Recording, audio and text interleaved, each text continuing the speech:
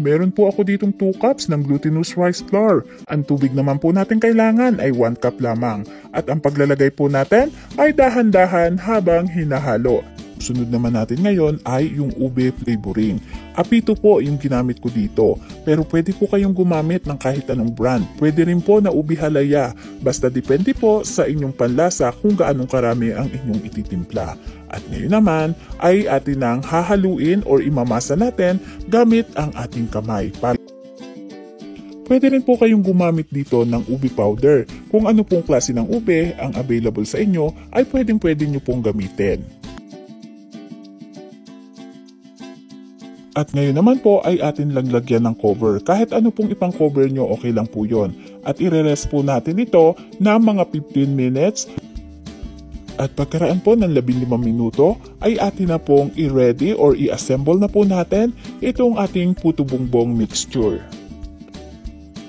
Ngayon naman po ay may nakaready na ako ditong dahon ng saging, malinis na po ito. Kung fresh po ang gagamitin nyo, idarang nyo muna po sa apoy, saka nyo linisin.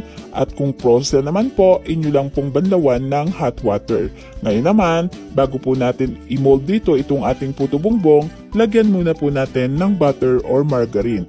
Ako po margarine yung ginamit ko, pero I suggest na gumamit po kayo ng star margarine para talagang Pinoy na Pinoy ang dating ng lasa nitong ating puto bumbong.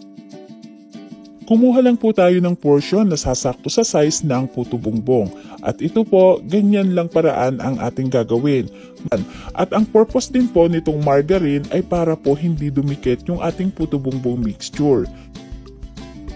Napakasimple lang po at napakabilis na paraan ng paggawa ng puto bumbong. Pwedeng-pwede nyo po itong gawing pang negosyo.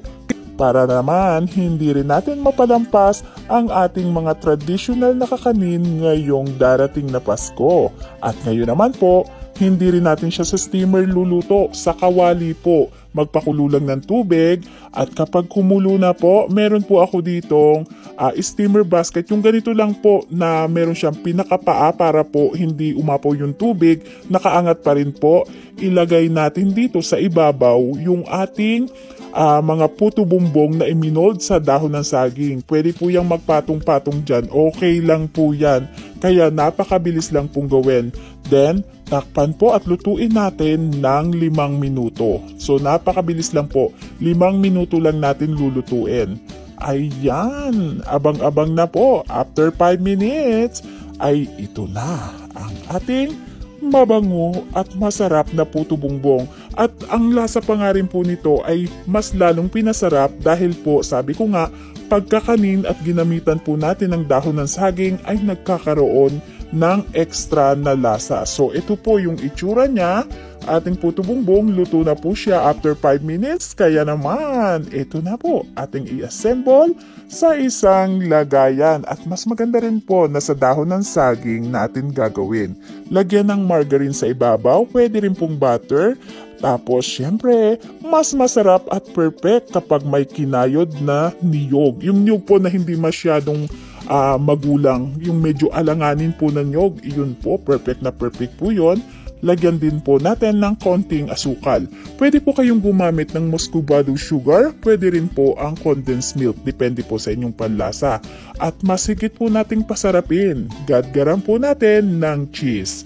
Kung meron po kayong Eden cheese, ay higit na mas masarap.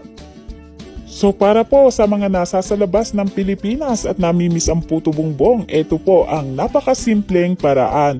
Ganun din po kahit nasa Pilipinas at gusto nyong inegosyo or pagkakitaan ang puto bumbong pero wala kayong bamboo steamer, ganito lang pong kasimple.